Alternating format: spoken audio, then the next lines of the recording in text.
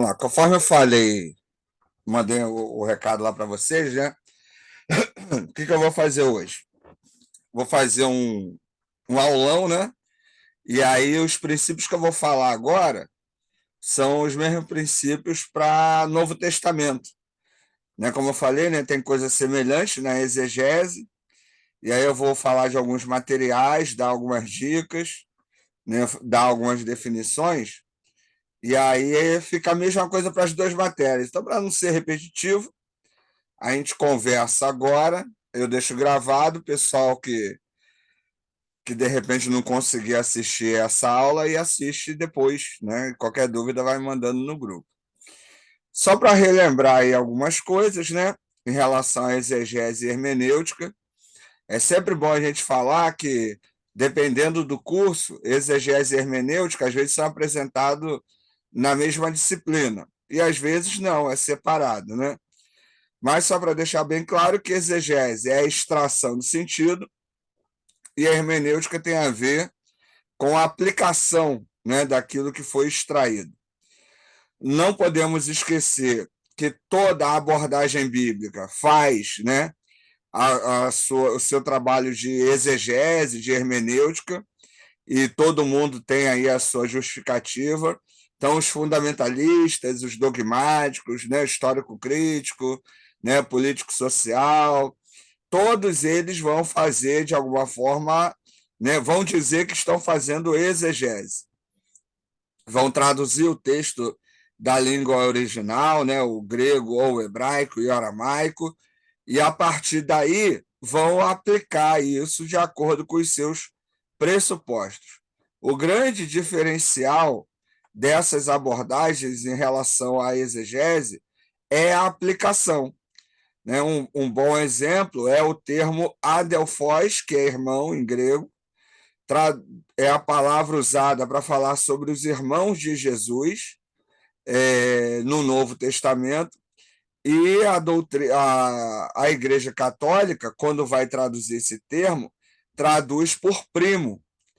E aí o debate é que em hebraico não existia um termo para irmão, o termo usado era primo, né? E por isso Jesus não tinha irmãos. Jesus tinha primos e Maria continuou virgem após o nascimento de Jesus. Só que o problema está que o Novo Testamento foi escrito em grego, né? Então não dá para você defender isso. Então, ainda que traduzam por primo, eles fazem a tradução, né, do grego para o português, mas a tradição, o dogma, a doutrina fala mais alto na aplicação, né? Então, esse é o grande cuidado que a gente tem que ter. Um que é muito comum na Igreja Batista e novamente do Novo Testamento é o termo amor, que a gente já falou várias vezes, né? Em grego, ele é ágape, eros, né? Filos. No Novo Testamento não temos o eros, a gente tem o filos e o ágape.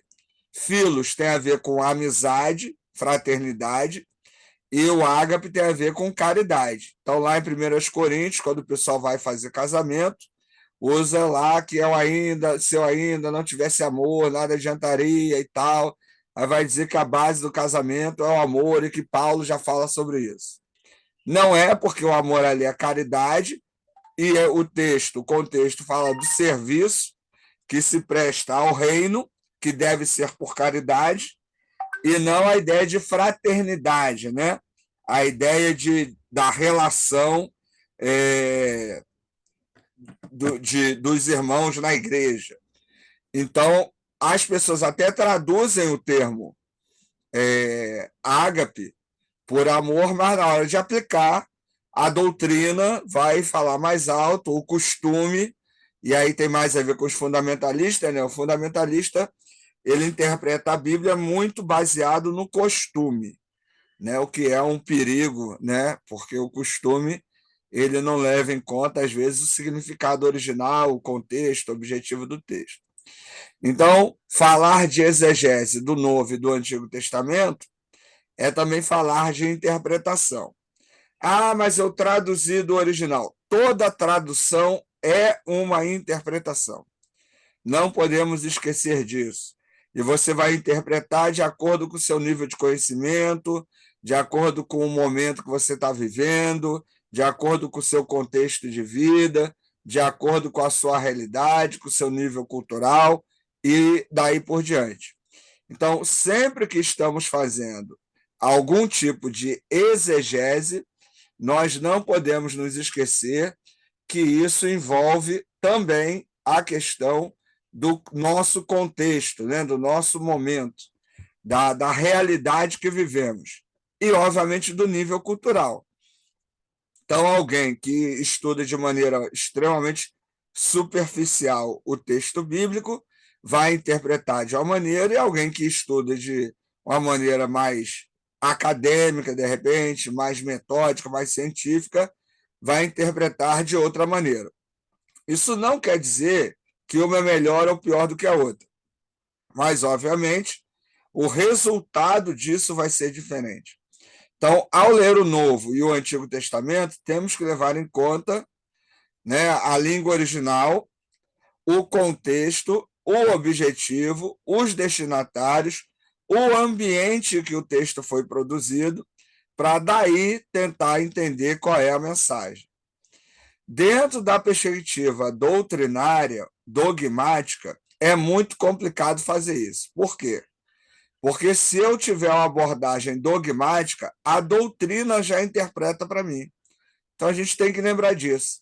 A maioria de vocês são batistas, lamentavelmente a maioria das igrejas hoje não conhecem a doutrina batista e nem dá para dizer que há uma interpretação batista do texto, né? Não havia antes, não há hoje, né? Essa questão da identidade batista.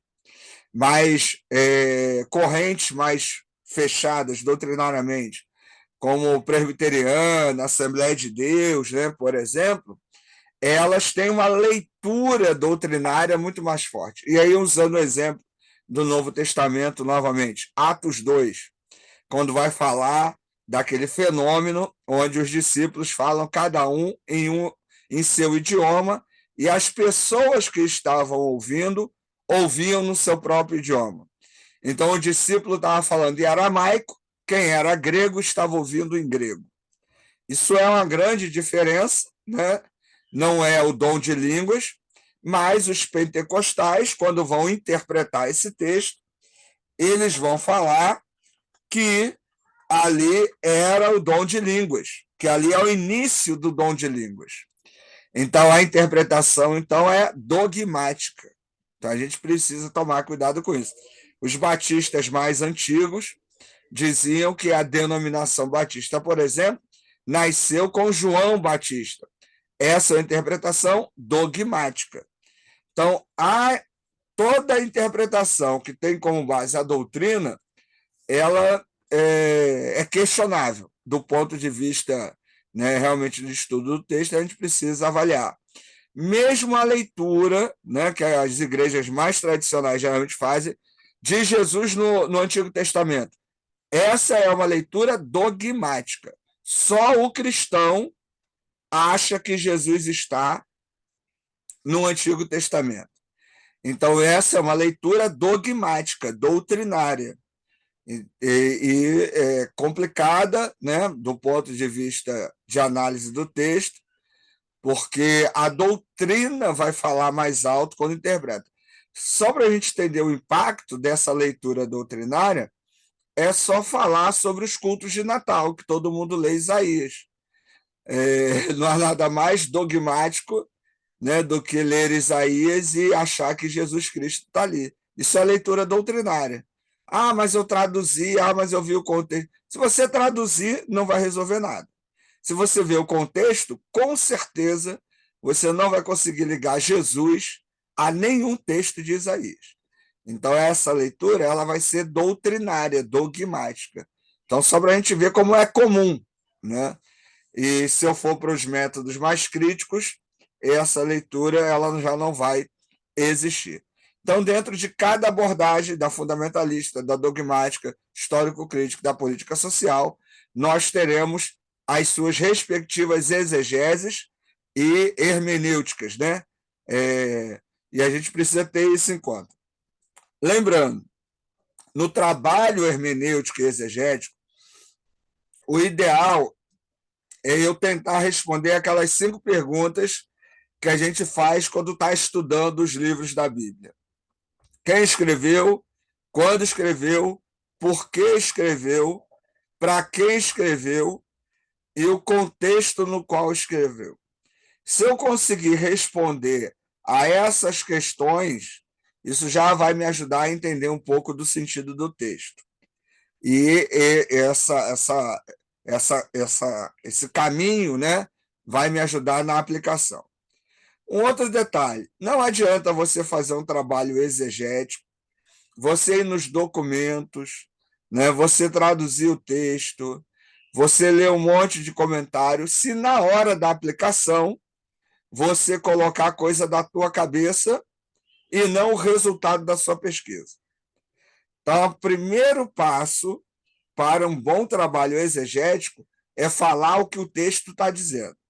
Ah, eu acho isso. O que você acha não interessa. Ah, Deus me falou isso. Muito difícil. Se o texto está falando uma coisa e você acha que Deus está falando outra coisa, há um problema aí. Ou você estudou o texto errado, ou Deus não está falando contigo. Então você vai ter que avaliar qual é a posição ideal aí nesse ponto. Então, o texto ele vai sempre ter um objetivo. Ah, Ricardo, mas a palavra é divina, o sentido não se esgota, né? E tal, não sei o quê, e tem a inspiração. A inspiração foi para a produção do texto. Nenhum de nós somos inspirados para falar nada. Essa questão da inspiração bíblica, ela é uma questão doutrinária que valida a divindade do texto na sua produção. Na nossa denominação batista, o que nós temos é um processo de iluminação, onde eu encontro as grandes verdades ao ler o texto. Que grandes verdades são essas? Deus é amor, Deus é criador, Jesus é salvador, né? Então, essas questões, qualquer um consegue ler, né? Eu só vou para o céu através de Jesus. Deus criou o mundo. Deus é o criador de todas as coisas. Então, ao ler o texto, de acordo com a nossa denominação, eu sou iluminado para ter, né, acesso às grandes questões da Bíblia. Mas, por exemplo, você não vai ser iluminado para saber por que o texto de Gênesis inverte a criação da luz antes da criação do sol. Você não vai conseguir responder isso. Você não vai conseguir responder porque Deus é chamado de santo, santo, santo em Isaías. É a Trindade? O que é aquilo ali? Você não vai conseguir responder se o Messias em Isaías é o povo de Israel ou é um indivíduo, de acordo com Isaías 53, 60 e daí por diante, né? Você não vai conseguir responder a isso. Isso você vai ter que estudar. E aí isso depende de você, né? Vai ter que sentar na cadeira, pegar o texto hebraico, pegar o texto, os comentários e aí pesquisar. Hoje até um colega meu, ele fez a pergunta. Quer falar, Odmar? Eu posso responder porque é santo, santo, santo. Não, irmão, você fica quieto. Você é fundamentalista. É porque não tem superlativo no hebraico. Aí já vem, ó, já vem. Já vem ignorante. Você já falou muito hoje. É demais, né?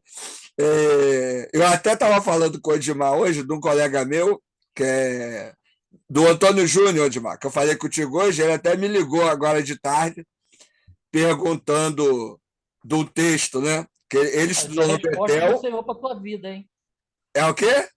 Isso é resposta do Senhor para tua vida. É, né? A gente falou dele hoje, ele vai e ele liga. E ele estudou no Betel também, então é fundamentalista igual você. Pô, é da minha turma. É. Aí ele hoje me ligou, e volta e meia ele me liga para fazer pergunta, né? Aí fez até uma pergunta sobre o texto de Lucas 12, onde Jesus diz que veio trazer o fogo e que gostaria que isso já acontecesse. Se eu não me engano, Lucas 12, 45. Aí vem me perguntar, Ricardo, o que é isso? Aí eu falei com ele, o termo fogo, no contexto do Novo Testamento, tem a ver com separação. Então, Jesus veio trazer a separação entre os falsos religiosos e os verdadeiros religiosos. E ele já queria que isso acontecesse para que o ministério dele já tivesse sido realizado. E aí não tivesse que passar toda essa dificuldade toda.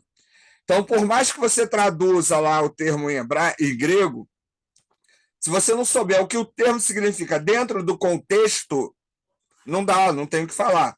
Um exemplo também do Novo Testamento é quando o próprio Jesus fala lá em João, se eu não me engano. Não é Jesus que fala, né? É João Batista que fala.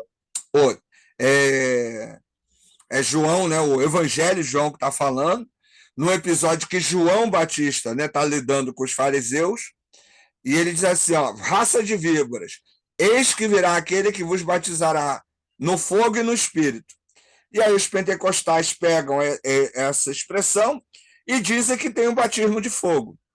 Mas, se nós lermos o contexto, vamos entender que o que João Batista está dizendo para os hipócritas é que virá aquele que fará a separação entre os hipócritas e os sinceros. Então, não adianta você ser um falso religioso. Então, Jesus vai fazer essa separação. Por isso, o batismo com a ideia do fogo. Então, fogo não é a ideia de poder, mas é de separação. Né? Vai estar peneirando o que presta e o que não presta. Então, nós precisamos entender, né, o contexto. Por mais que você diga que traduziu, né, que olhou no hebraico, ou no grego, ou no aramaico, mas se eu não entender o contexto do termo, eu posso gerar uma interpretação equivocada e até uma doutrina, né, um costume equivocado, que é pior ainda. Isso não é novidade, lamentavelmente as redes sociais têm ajudado a propagar, né, não só heresias, mas burrices. Não são, uma coisa é heresia, né? Outra coisa são as burrices teológicas. Tem muita burrice por aí e que está virando coisa famosa, né? E o nosso grande desafio, eu costumo dizer isso muito na igreja, hoje não é falar que Jesus existe, mas é falar quem é Jesus, porque as pessoas não sabem quem é Jesus. Né? Para as pessoas, Jesus é um curandeiro, né? É um coach, Jesus é um cara que ouve os seus problemas, mas não a ideia de Jesus como Salvador, né? Você falar do que o texto bíblico realmente está dizendo é o nosso grande desafio. A exegese é a ferramenta para isso. Uma boa exegese, uma boa hermenêutica vai nos ajudar nisso. Obviamente, você não vai ter um público de milhões, porque milhões não está interessado nisso, a massa sempre está interessada naquilo que aliena, é o papel da massa mesmo, né? Não há para onde correr, mas a gente não pode fugir da tarefa que é, pelo menos, dizer o que o texto está dizendo. Esse é o grande desafio, gente. A exegese para eu entender o que o texto está dizendo. Se o texto está dizendo aquilo, por que eu vou inventar coisa? Né? Há muito tempo atrás já conversamos, alguém aí de vocês até que comentou que lá em Gênesis 1 e 2, né, onde fala que a terra é sem forma e vazia, ali era a queda do diabo, né? Esse intervalo entre um verso e o outro, e a terra ficou sem forma e vazia, porque o diabo caiu e deixou a terra sem forma e vazia. Eu lembro que foi um aluno aqui do curso que me falou isso, numa das nossas aulas aí de Bíblia. Um verdadeiro absurdo, né? Essa é a leitura dogmática, doutrinária, mas onde está isso no texto? Em lugar nenhum. Então, é esse o cuidado que a gente tem que ter. Ah, Ricardo, mas e a oração? Gente, você vai orar, Deus vai te orientar, Deus vai te guiar, mas a gente tem que fazer a nossa parte também. Deus vai usar aquilo que você tiver. Se você não tiver nada, Deus não vai usar nada.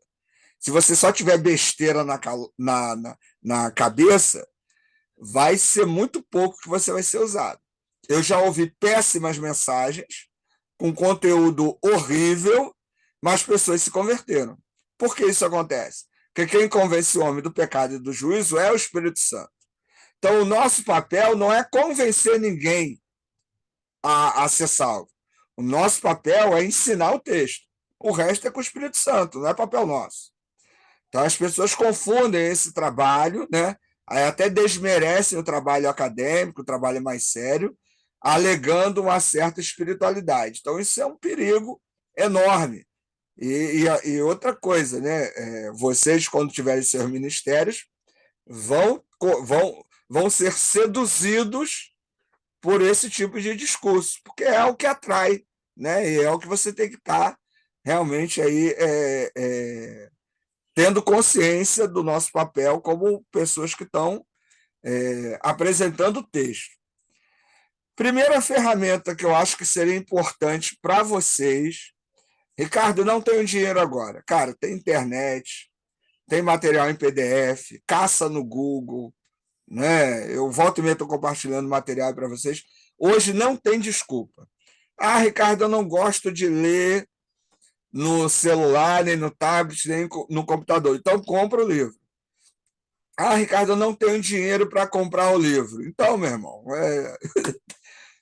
Pirataria, hein? você quer da vida, pô. Dá o teu jeito. Pô. Porque Pirataria, hein, galera? é o quê? Pirataria, hein, galera? Olha só. É o fundamentalista. Não é pirataria, irmão. Isso é compartilhar conhecimento, entendeu? A primeira coisa para você é ter o texto original, né? E aí, deixa eu pegar aqui, calma aí.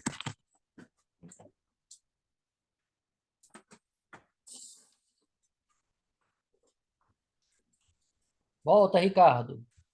Aí, bobão. Só para vocês não me verem de bermuda. Verem minhas lindas Gilmar, pernas. ainda tá com óleo ungido que ele levou para tu? Ô, meu amigo, sintam inveja vocês. 3 horas de bate-papo hoje com o meu professor aqui, exclusivo.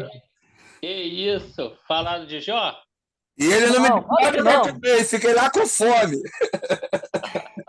Ó, a Adriana tá aqui, mané. Tu fica quieto, ela vai me bater. Tô brincando, Adriana. Ô, Dimar, Tem Coca-Cola. Ô, Dimar, já convenceu ele a ser o diretor do nosso seminário? Já, cara, saiu daqui já todo empolgado. Rapaz, viu? o Gilmar vai ser tão pobre quanto eu no ministério dele. Pela caminhada dele, irmão. Meia hora de conversa dá para ver que não vai ter futuro, não, irmão. Igreja dele vai ser aquela igrejinha pequenininha, que ninguém conhece.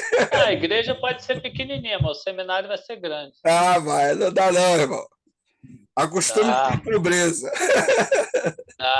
Nós não precisamos da igreja, nós precisamos preparar pessoas que vão dar dinheiro para nós. Ah, é isso aí, essa é a jogada. Está estudando aí a Vista, é isso aí. A gente está estudando aí essas grandes igrejas aí para descobrir o segredo aí. Mas, Odmar, tem que investir sem dar pitaco. O ruim do investidor é que ele quer dar pitaco, entendeu? Aí é fogo. Ó, isso aqui que eu já mostrei, né, para vocês. O interlinear, né, do hebraico. Então, é um material caro, né? O Jair comprou todos, né? Que o Jair é um cara rico, vive às custas nababuscas do governo. Ainda não, mas serei. Aí, ó, tem todos os volumes, é 350 cada volume desse. Ele comprou todos com o ticket de refeição dele. Tem todos não, tem o do Novo Testamento, que é bom pra caramba. Mas esse aqui são 5 volumes, né? Vale a pena. Por que a primeira ferramenta? Do Novo. Porque eu estou mostrando material, irmão. Submeta-se à sua insignificância aí, professor sou eu. Irmão arrogante. Também, galera. Ó, aqui, ó. Esse aqui, ó, é o hebraico, né? Por que isso aqui é importante, gente? Se você... Ah, Ricardo, eu não consigo comprar esse material, fica difícil. Site que a gente já conversou, Bible Hub. Bible Hub, ele vai traduzir para o inglês. Ah, não sei inglês. Vai no Google Translator, coloca a frase lá e traduz para você.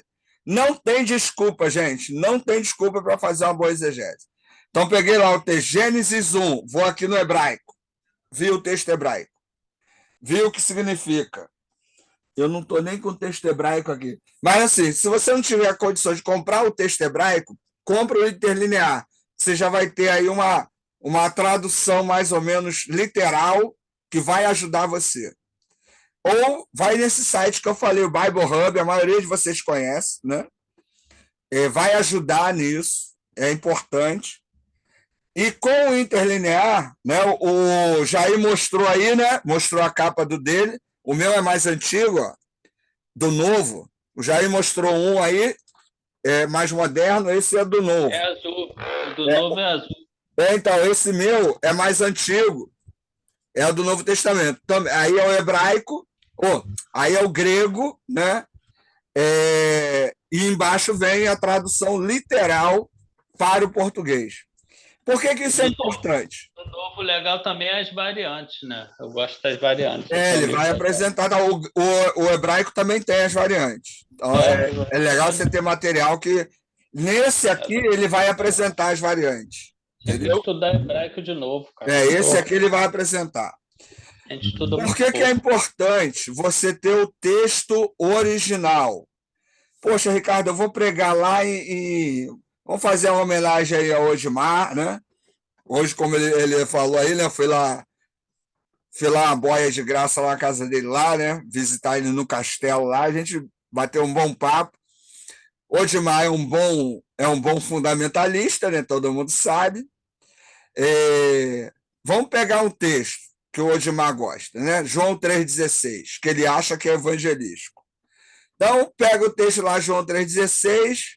Primeira coisa, vou olhar os verbos, né? Vou lá para o grego, vou traduzir, né? Verbo, cada um dos termos. E aí, quando eu pegar o verbo, né? Porque Deus entregou o seu único filho para que todo aquele que nele crê não pereça, mas tenha a vida eterna. Esse verbo, ele vai estar num tempo verbal, né, que indica uma ideia, né, de uma ação que já se realizou, que é o aoristo. Quando eu entendo isso, essa ação de Jesus, de Deus, ela não precisa mais ser repetida. Então, uma vez que eu reconheça essa ação, pronto, eu estou salvo. Eu não preciso fazer mais nada para ser salvo. Então, o tempo verbal aoristo vai me indicar esse tipo de ação. Não é simplesmente dizer que Deus entregou ou que Jesus morreu. Não é só um passado, né, um pretérito. Mas o tempo verbal me indica a qualidade, a maneira como interpretar isso. E aí algumas denominações cristãs, hoje, dizem que você tem que fazer campanha, tem que fazer sacrifício, para poder repetir a ação de Jesus. Pelo texto em grego, eu não preciso. Então, quando eu pego esse verbo lá em grego, vou, né, lá para o paradigma, vou traduzir, e aí vou no dicionário, né? E aí esse dicionáriozinho aqui é de grego, ó, que a gente já falou muito dele nas aulas de grego, né? Ele é etimológico, vai ajudar, né, e tudo, vai nos ajudar a entender, né, um pouco mais das raízes, né, dos termos e tal. Então, esse material, ó, eu tendo a palavra, né, acesso ali ao texto grego, eu vou conseguir traduzir, eu vou conseguir buscar, né, o significado. Então, não é simplesmente traduzir do grego para o português, ou do hebraico para o português, mas é entender o que está por trás. Por que o autor usou aquele tempo verbal? Por que ele usou aquele termo? Lá em Romanos 1, que a gente já conversou. Por que Paulo usa dulos ao invés de ruperetes? Por que Paulo usa o termo escravo ao invés de servente ou servo? Porque ele quer impactar. Somos escravos de Cristo. Ele não quer dizer que apenas somos servos. Certo? Então, tudo isso é importante eu ter acesso ao texto original. Um bom comentário exegético também vai me ajudar, né? Ricardo, não domino muito o grego ou o hebraico e tal. Então, um bom comentário exegético vai te ajudar a ter isso. E aí, lembrando, ó, Vida Nova, esses comentários são legais, né? Tem do novo e do antigo. Livros, ó, qualquer livro do Carlos Mesters, qualquer livro, qualquer coisa dele você pode comprar. vale a pena em relação à interpretação. Esse aqui, ó, é por trás das palavras, é sobre interpretação bíblica. Esse aqui, ó, Deus, onde estás, é sobre introdução bíblica, sobre o Antigo Testamento, né? Tem várias passagens. Qualquer material do Carlos Mestre, ele é católico, mas ele está fazendo tradução, exegese, não está preocupado com doutrina. Então, vale a pena, né, buscar esse material. Em relação ao Antigo Testamento, né? Então, comentários exegéticos também, né? Esse material aqui é importante. Poxa, Ricardo, não tem um bom dicionário de hebraico. Bible Hub, gente, acessa aí o site Bible Hub, a gente já viu ele nas aulas de grego, nas aulas de hebraico, né? Ele é a ferramenta para a gente pregar, para nos ajudar a entender o que os termos significam. Ele vai nos ajudar muito nisso, né?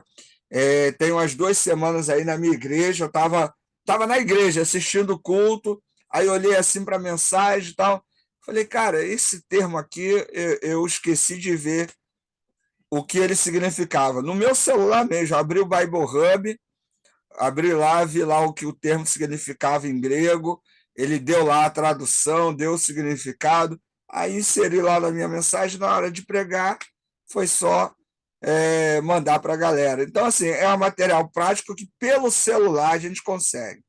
Fora isso, tem aquele Novo Testamento interlinear, né?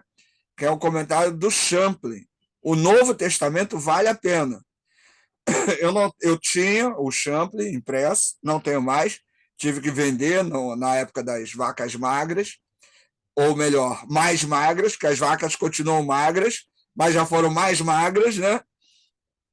Mas você consegue, né, PDF, você consegue, né, materiais aí iguais ou semelhantes também, né? O Champlin do Novo Testamento vale a pena, do Velho não. O Velho não é bom, mas o do Novo Testamento vale a pena. Então, esses materiais são ferramentas para quê? Para fazer exegese. E a partir disso, ó, descobrir o que o texto significa. Descobrir o que o texto está falando. E aí eu vou falar aquilo que o texto está dizendo. É essa a nossa tarefa. Uma coisa que eu gostaria que vocês entendessem, a nossa tarefa é dizer o que é entender o que o texto está dizendo. Se você conseguir entender o que o texto está dizendo, tiver coragem para falar o que o texto está dizendo, você cumpriu o seu papel. Nem todo mundo gostou. Azar das pessoas. Nosso papel é falar o que o texto está dizendo. Não é agradar, fulano sempre ouviu assim, Beltrano sempre ouviu. Azar deles. Se você leu, pesquisou, fez um trabalho ali sério, né, adequado, descobriu um negócio que ninguém nunca falou, fale o que o texto está dizendo. Né? A nossa fidelidade tem que ser ao texto. Esse é o grande desafio. Está acabando o tempo aí? Vamos sair desse link e voltar no mesmo link aí para a gente continuar aí. Mesmo link, tá?